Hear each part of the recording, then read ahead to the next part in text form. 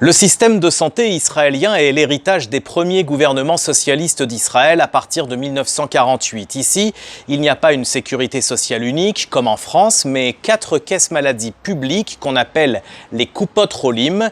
Il faut adhérer à l'une des 4, c'est obligatoire. Elles sont toutes financées par les cotisations salariales et patronales. Les caisses disposent de dispensaires de proximité situés un peu partout dans ce petit pays. Et en plus, les Kupot Holim n'ont pas hésité à installer des grands centres de vaccination géants sur des parkings, sur des places ou dans des centres des congrès. Certains hôpitaux ont également été réquisitionnés. Et puis, les caisses maladies connaissent très bien leurs assurés grâce au dossier médical numérique. Mais Israël a aussi passé un accord géant avec Pfizer. Le laboratoire américain fournit les doses nécessaires et en échange, Israël communique à Pfizer les données épidémiologiques, effets secondaires, efficacité du vaccin selon les âges, etc.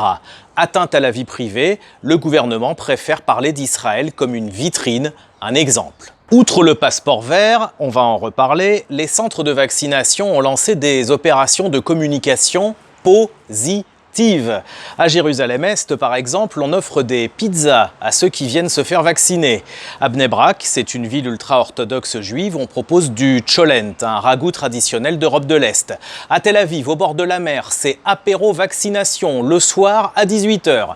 Partout, les gens sont invités à se faire prendre en photo aux côtés de leur infirmière ou bien avec la petite fiole du vaccin dans la main pour faire ensuite de la publicité sur les réseaux sociaux. Les adolescents reçoivent un petit magnet sur lequel il est écrit « Moi aussi, je suis vacciné contre le coronavirus ». Israël a aussi choisi des mesures plus contraignantes. 10 jours après votre seconde dose, vous pouvez télécharger et imprimer votre passeport vert, le Tav Yarok, qui vous permet d'aller à la piscine, au théâtre, dans les salles de sport et à partir de la semaine prochaine, dans les restaurants et à l'hôtel. Et à partir de la semaine prochaine, une nouvelle loi controversée entre en vigueur. Les collectivités locales et le ministère de la Santé auront accès aux coordonnées des personnes non vaccinées de façon à les contacter pour les encourager à se faire vacciner.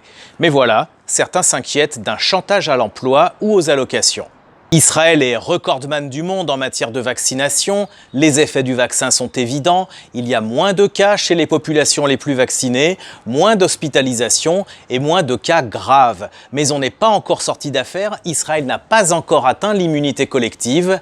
La vaccination des moins de 16 ans n'a pas encore commencé. Et les populations arabes d'Israël sont encore rétives.